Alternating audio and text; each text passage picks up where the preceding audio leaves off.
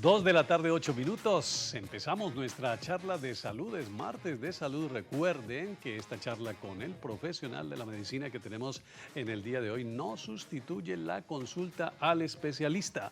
Hablaremos de tiroides. Ya está con nosotros el doctor Andrés García, endocrinólogo, aquí en la sala de las tardes del sol. Así que, doctor Andrés, buena energía para ti. Bienvenido. Bienvenido, buenas tardes.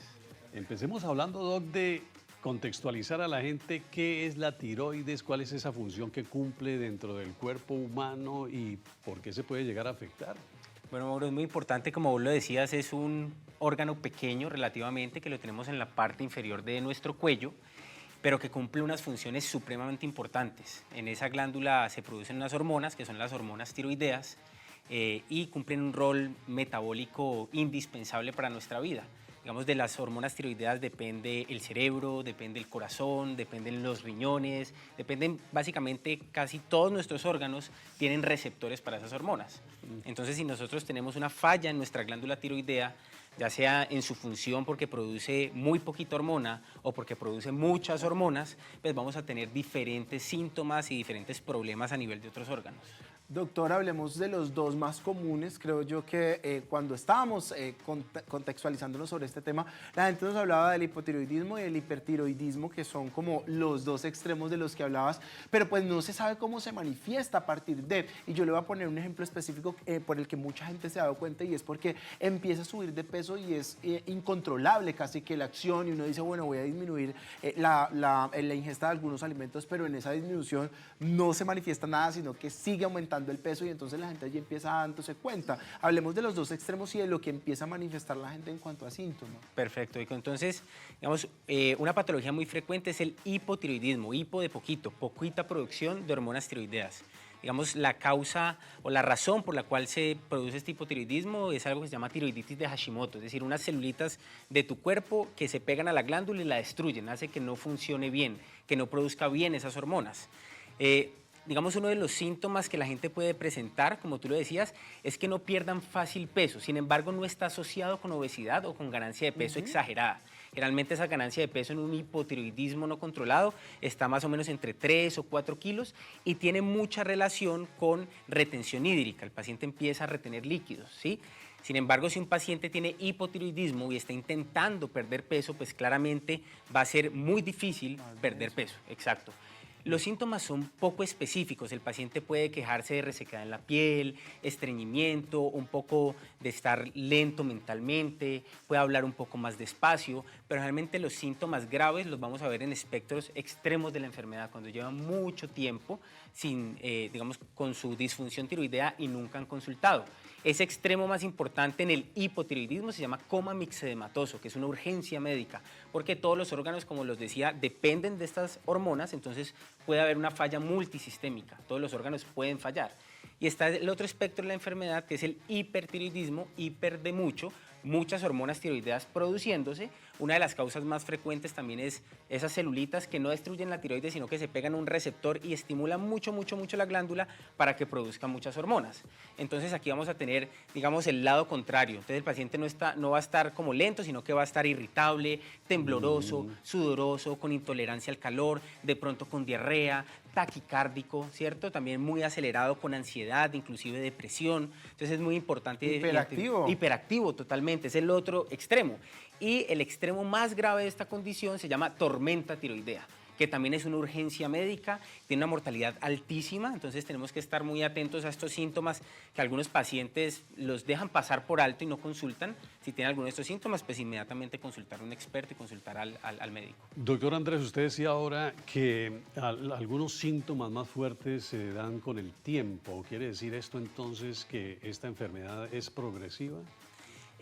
Digamos que generalmente en el hipotiroidismo hay un daño de la glándula y se deja de producir las hormonas tiroideas. Sin embargo, hay como una reserva funcional de esas hormonas durante un tiempo. Si el paciente lo identifica tempranamente, va a consultar, le va a iniciar un tratamiento que es levotiroxina, hormona tiroidea, y esto se va a controlar. Pero pasa mucho en pacientes que viven en zonas rurales, alejadas, que de pronto no consultan a tiempo y vemos el espectro más extremo de la condición, que es el coma mixedematoso.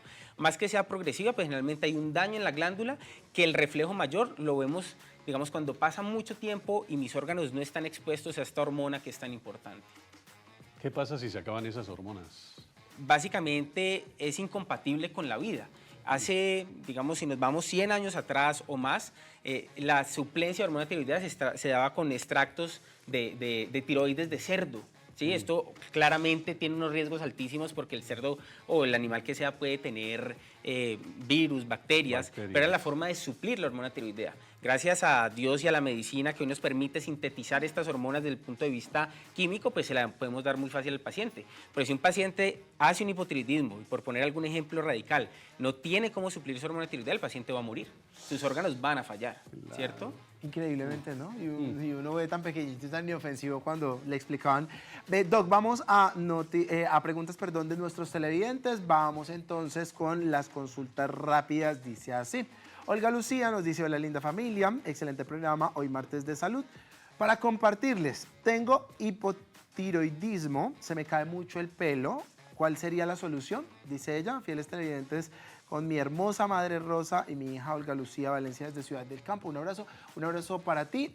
Dice ella que está asociado esto con la pérdida de pelo. Sí, digamos que si tú tienes un hipotiroidismo no controlado, es normal que se te pueda caer más el pelo. Una vez controles el hipotiroidismo y durante mucho tiempo persiste la caída del cabello, hay que buscar otras causas. Que tengas bajos los niveles de hierro, bajos los niveles de vitamina B12, etcétera. Porque si ya tienes controlado el hipotiroidismo ya con la suplencia de hormona tiroidea, tu TSH en metas, no tendrías por qué tener esa caída del cabello. Entonces hay que buscar otras causas por las cuales te está cayendo el cabello. Vamos con otra pregunta. Dice: buenas tardes. Por tema de abastecimiento de la droguería de la EPS, dice ella, no siempre hay levotirosina de 25 mg, una marca, y me dan, por ejemplo, levotirus, ¿así se llama? Levotiroxina es el componente activo de la molécula y hay diferentes marcas de levotiroxina. Dice: eso es para un niño de 11 años que fue diagnosticado con hipotiroidismo hace 2. ¿Qué tan recomendable es cambiar de mes a mes el laboratorio? Lo ideal es no cambiar el laboratorio, digamos, es la misma molécula, pero sabemos que diferentes laboratorios pueden utilizar diferentes vehículos, o excipientes. Entonces, si yo cambio el laboratorio mes a mes, puedo tener irregularidades en el control de la TSH, no porque porque sea falta de dosis o el paciente requiera menos dosis, sino por el cambio en sí mismo. Entonces, la sugerencia es no cambiar marca, la sugerencia es no partir las tabletas, porque la distribución del medicamento no es homogénea en la tableta, entonces la recomendación es no partir las tabletas. Sin embargo, si no te van a entregar la misma marca, pues es mejor que le des el medicamento de la marca que te están dando a quitarle el medicamento. Ok, otra pregunta. Dice: hola, soy María Muñoz. Hace 18 años padezco hipotiroidismo. Me comenzó por la pérdida de peso y me mandaron primero levotiroxina de 25 y ahora, gracias a Dios, dice ella, la tengo controlada y ya estoy tomando actualmente levotiroxina por 100 mg. ¿A qué se debe que ya la tengo bien y me aumentaron la dosis? Yo creo que lo que hizo la normalización de la TSH fue el ajuste de dosis. Cuando uno inicia levotiroxina, generalmente hace un cálculo por el peso del paciente, hace un cálculo y esa es la dosis que inicia.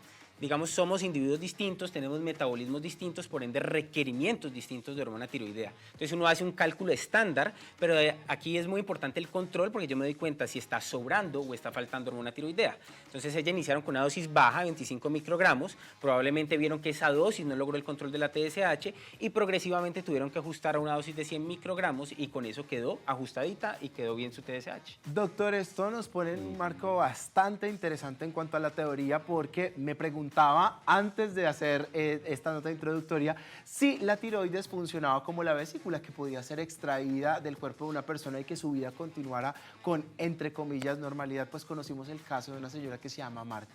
Y Marta tuvo una cirugía de extracción de la glándula tiroidea y nos quiere contar su experiencia a partir de lo que pasa con ese tratamiento diario que tiene que recibir. Y ya usted nos cuenta qué pasa cuando a una persona le quitan la glándula tiroidea. ¿Le parece? Perfecto. Vamos a conocer entonces la historia de Marta.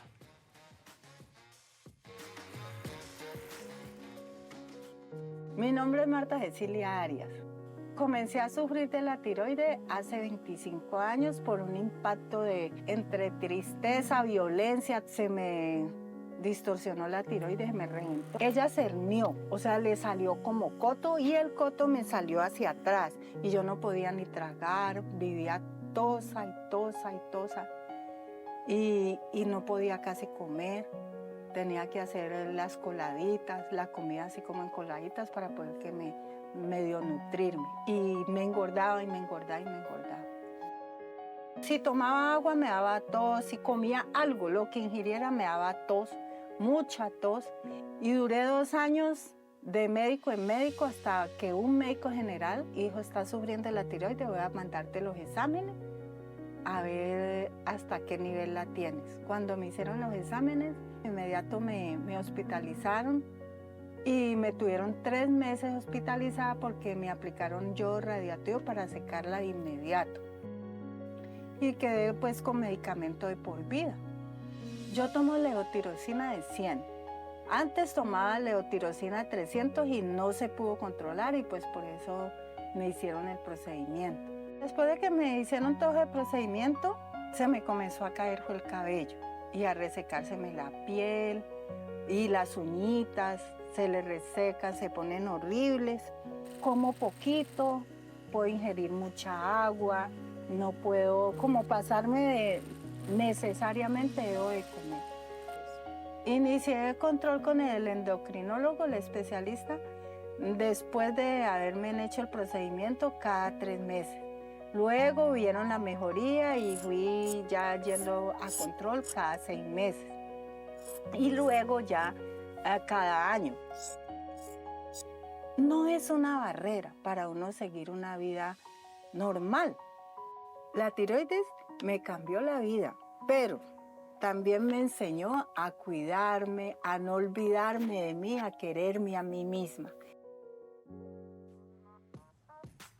Pues bien, la historia de Marta está bastante interesante, basada en la conversación que hemos tenido el día de hoy con el doctor por muchas razones, entre tantas esa levotiroxina que hoy conocimos muchos que no teníamos ni la menor idea, pues ella la toma de 100 mg, que ahorita explicaremos ese tema de las proporciones, pero los doctores después de un análisis y del comportamiento de su glándula tiroidea determinan entonces que deben extraerla de su cuerpo. ¿Esto por qué, Doc? ¿Y por qué el control con el endocrino es tan importante? Listo, Vico. Ahí es importante entender que uno puede sufrir de la tiroides de la función, lo que hablamos ahorita, que produzca poquito, produzca mucho, pero también puede sufrir de la estructura de la glándula. Es decir, a esa tiroides le pueden salir masas, se puede crecer, y en el caso de doña Marta tenía un bocio, una tiroides muy grande que estaba generando síntomas compresivos. Como dice ella, le daba tos, casi no podía respirar, no podía comer, y eso claramente pone en riesgo la vida de la paciente. Entonces, en ese escenario, lo que hay que hacer es sacar toda la glándula para evitar que la paciente tenga un atrancamiento o cualquier situación que le... No, broncoaspirar. Sí. Claro, es decir, es un riesgo altísimo si es una masa muy grande en tu cuello que puede tapar las vías aéreas inclusive. Entonces, también pasa con tumores malignos de la tiroides, es decir, un nódulo de crecimiento rápido, de características ecográficas que a uno no le guste, pues esas son condiciones en las que uno va a indicar una cirugía, una tiroidectomía, que es sacar la glándula tiroides. Digamos que hoy cada vez utilizamos de pronto menos la cirugía y tenemos estrategias mínimamente invasivas como la ablación por radiofrecuencia. Por ejemplo, cuando hay nódulos grandes que producen síntomas pero son nódulos benignos, hay forma con una pistolita y una agujita caliente quemar ese nódulo. Eso se llama ablación por radiofrecuencia. Entonces, hoy tenemos esas estrategias que podemos usar, pero en algunos pacientes la cirugía sigue siendo una opción indispensable. Por ejemplo, en cáncer de tiroides, en la mayoría de los casos vamos a hacer una tiroidectomía total y es sacar toda la glándula porque tenemos una patología maligna. Entonces hay que reconocer esa parte. ¿Cuáles son las consecuencias de extraer totalmente la tiroides? Realmente, si se trata de forma adecuada, ningún problema, porque hoy tenemos la fortuna de tener el medicamento que suple esa producción hormonal. Pero sería un medicamento de por vida, De como por contaba vida, Marta. claro. por vida, claro. Si doña Marta se le ocurre suspenderlo por alguna razón, se puede morir, inclusive si tarda mucho tiempo en reanudar su tratamiento. Entonces es un tratamiento de por vida porque es una hormona indispensable para funcionar nuestro Porque cuerpo. el tratamiento va a reemplazar a tiroides que ya no existe. Claro, va a obviamente. reemplazar la hormona tiroidea, es Claro. T4 que se da en la levotiroxina. ¿Cuál es la consecuencia de la alimentación en el tratamiento de la tiroides? Se dice que hay algunos alimentos que ayudan y otros que empeoran el tema de la tiroides. Mira que realmente a raíz de esto hay muchos mitos. Tenemos, digamos, el gran conocido en la tiroides, que es el yodo. ¿Sí? Digamos, el yodo, la formación de hormonas tiroideas depende del yodo. Anteriormente en Colombia teníamos déficit de yodo. A raíz de una estrategia de yodación de la sal, pues hoy nos pasamos para el otro lado y tenemos exceso de yodo. De hecho, hay algunos estudios que muestran que pudiera tener una relación ese exceso de yodo con tanta patología tiroidea que tenemos en Colombia. El doctor Hernando Vargas, un profe mío, endocrinólogo de Popayán, un gran científico, es una de las personas que más ha estudiado esto en la población del Cauca y ha encontrado que hoy en nuestra población tenemos exceso de yodo. Eso se mide a través de la yoduria, el yodo que excretamos en orina. Entonces, a veces es importante tener un equilibrio en la cantidad de ingesta de yodo que tenemos. Y la gente, por ejemplo, le tiene miedo al rábano, pero resulta que el rábano no tiene un rábano de yodo. Entonces la gente puede comer rábano sin problema, puede comer vegetales verdes sin problema. Realmente no hay tantas restricciones. Y aquí hay que tener mucho cuidado porque hay un grupo importante de entusiastas de la salud que le pueden decir al paciente, no, todo eso se te cura con alimentación. Falso. Y yo con esto no quiero decir que la alimentación no sea extremadamente importante, pero hay condiciones en la vida que nos van a dar y que tenemos que tomar un tratamiento, así nos alimentemos de la mejor forma del mundo. Entonces hay que tener mucho cuidado con estas personas que ponen en la nutrición el 100% de la cura de las patologías, porque muchas veces no es así. Y hay otra, Doc, que se le suma a las tantas cosas que la gente hace a la hora de... Yo creo que la primera y única opción sería ir a donde el profesional, pero hay otras opciones de tómese una agüita de algo. Entonces, yo no me sabía la del rábano, pero sí hay muchas mujeres y amas de casa que le tienen la fe a la papacidra. Yo no sé por qué, yo no sé qué ha hecho la papacidra en la vida de los demás. A mí no me gusta ni 5, pero hay gente que la tiene dentro de, y justamente hemos ido a un mercado móvil y nos hemos encontrado con ese tipo de tradiciones. Yo sé que los médicos siempre empiezan a hacer así, cuando estamos hablando aquí esas cosas empiezan a hacer, no, pero la gente cree y muchas veces, pues por fe, hemos sido sanados. Entonces hemos salido justamente a esta plaza de mercado para conocer esa utilidad o esa utilización que tiene mejor la gente de algunos elementos como la papacidra. Ya venimos a hablar de esos mitos que existen a partir de eso, Doc. Si le parece, por ahora vamos a este vueltón que nos dimos por el mercado móvil. Les voy a dar un remedio efectivo para la tiroides. Cogen una sidra y la chuzan con el tenedor por todo lado y se la van sobando aquí en la glándula de la tiroides. Vuelve y la chuzan y ese líquido que sale se va aplicando. Ya bien chuzadita por todos lados. Luego se mete debajo de la cama. En la medida que la sidra se va secando, se va mejorando la glándula de la tiroides, se va sanando. Si la tiroides continúa, entonces y esto ya se ha secado, vuelve y coge otra sidra y hace el mismo procedimiento hasta que se mejore, ¿oyó? Esto es efectivo. Este es un remedio de las abuelas, es un remedio muy antiguo pero muy efectivo. Bueno, oiga, qué nota tan interesante esta, porque es un testimonio de una persona que supuestamente sabe el tema y ella asegura que es efectivo, doctor, que es chuzarla y deja lechecita, se la unta y luego la pone debajo de la cama y que la tiroides se normaliza. ¿Usted qué piensa de esto, doc? Bueno, no, digamos, hay que tener mucha precaución porque en medicina tenemos que tener mucho cuidado con los datos y con lo que hacemos. Claramente esto en un paciente que tenga una patología tiroidea real, pues puede causar un problema si chuza la papacidra y solamente se pone el agüita y no se toma el medicamento. Seguramente hay productos naturales, alimentos que sirven y que son buenos para nuestra salud. Pero algo que tenemos que tener claro, y aquí remontarnos un poquito al contexto histórico, hace 150 años nomás, estamos hablando de un pedacito de nuestra historia evolutiva como seres humanos. La expectativa de vida en Londres, que era la capital del mundo, hace 150 años era 42 años. Hoy la expectativa de vida en Colombia es 77.5 años y se supone somos un país subdesarrollado. En países más desarrollados superan los 80 años. ¿Qué casualidad ocurrió aquí? Aparece la medicina moderna, aparece la vacunación, aparecen los medicamentos, aparecen todos los temas de salud pública, que es lo que ha hecho que finalmente nosotros logremos prolongar nuestra expectativa de vida y no nos muramos tan jóvenes, ¿cierto? Y con mejor calidad de vida. Es cierto, Doc. Vamos a preguntas de nuestros televidentes. Hoy se vendió el tema, le quiero decir, estamos llenos de preguntas y eso nos gusta mucho además y podemos darle luces de lo que puede ser. Como dice Mauro siempre, esto no sustituye la consulta con el profesional. Aquí tenemos un espacio muy corto. Esta historia está un poco larga, pero tiene muchas cosas interesantes, dice nuestro televidente. Hola, buenas tardes. Mi pregunta es la siguiente.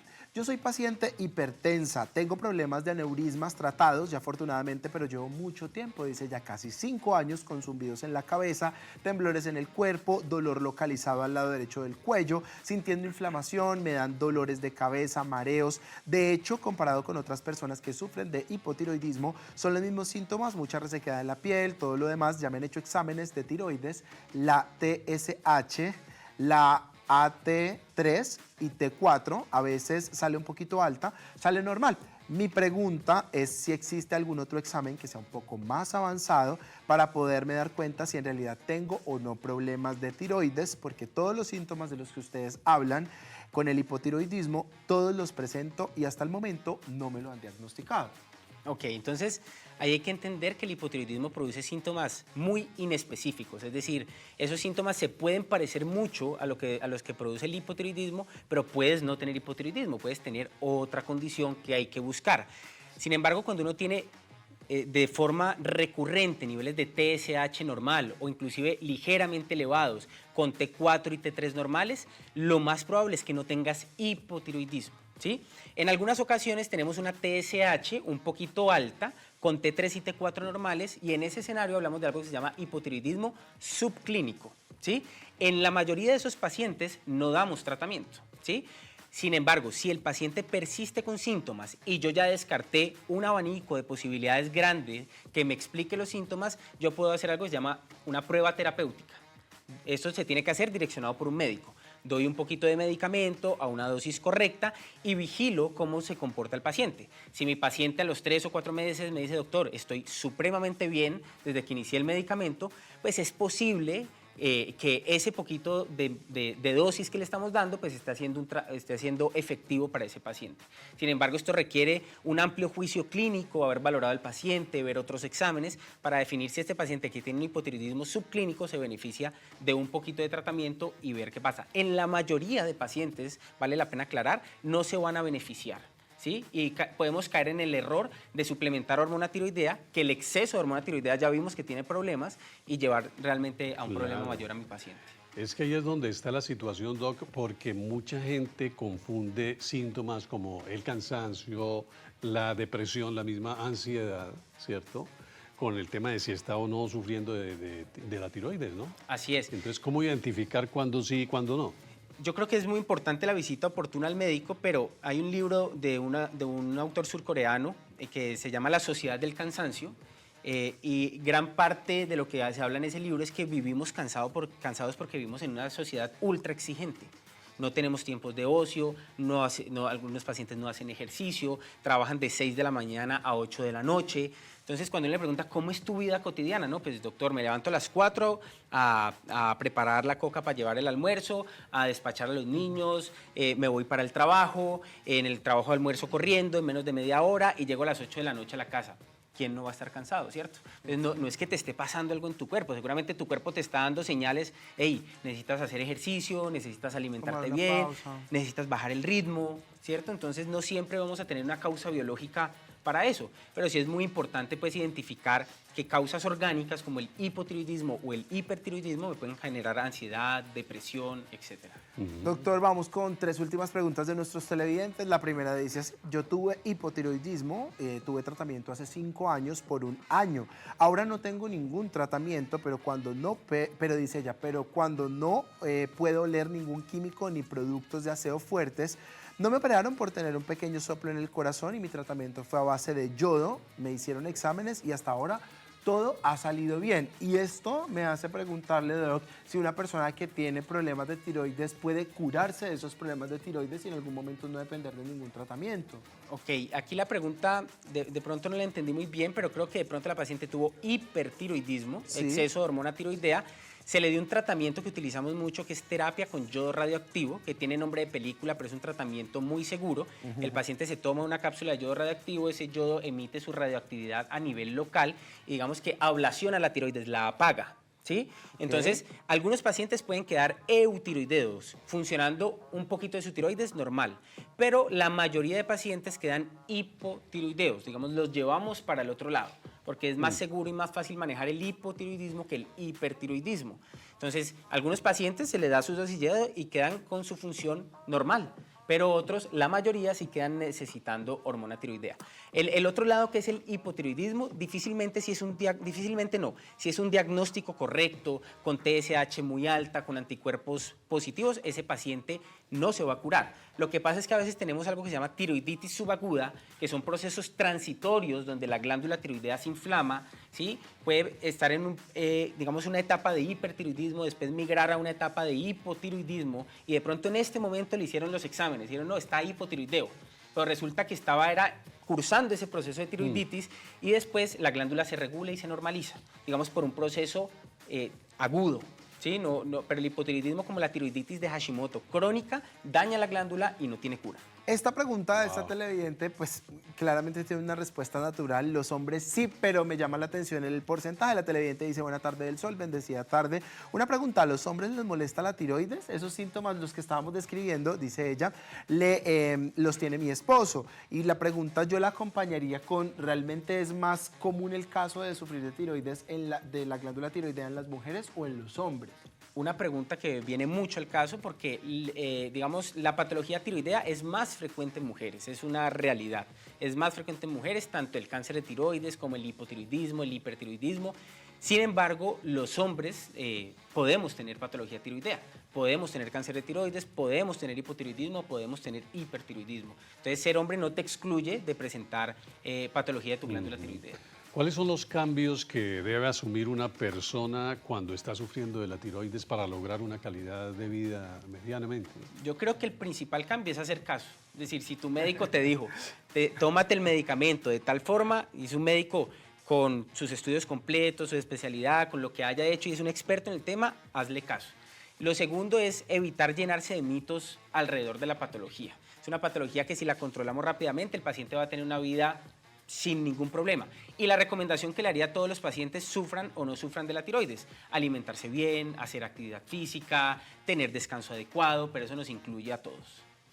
Doc, esto, pues no sé si es una patología que se asocia directamente a una edad en específico, a genética, por ejemplo, en mi familia yo nunca he escuchado este tema, pero sí he escuchado mucho en la televisión. Ronaldo sufría de tiroides, no Cristiano, sí. Ronaldo sufría de tiroides, Karol G tiene un problema asociado con su glándula tiroidea y otros grandes que uno dice, bueno, esto primero no estratifica socialmente, esto ahí, esto no es una lotería. Hay enfermedades que uno dice, de pronto sí es más propenso a que por mala alimentación, esto no es así, pero es genético, uno, y dos, hay una edad en la que uno debe estar muy pendiente de esta situación, o por ejemplo los niños también la pueden presentar. Ok, perfecto.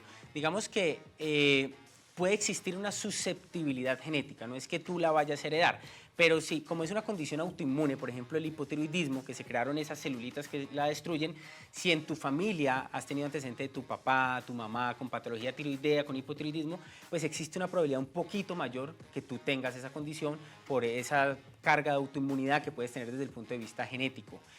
Se puede presentar en cualquier edad. Inclusive hay condiciones desde el nacimiento que se llama hipotiroidismo congénito, niños inclusive que nacen con agenesia de su glándula, nacen sin la glándula y por eso se hace tamizaje universal de TSH a todos los bebés que nacen en el mundo.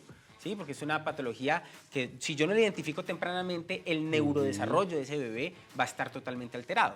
Pero también se puede presentar en ancianos, ¿sí? Entonces a veces uno ve esos cambios comportamentales o cognitivos en personas ancianas y sin alguna explicación aparente, fue muy súbito, hay que mirar cómo está su tiroides porque es una condición reversible de esa patología que está presentando, por ejemplo, un adulto mayor. Doctor, ¿usted más o menos cuánto cobra por una consulta como esta tan buena que acaba de hacer?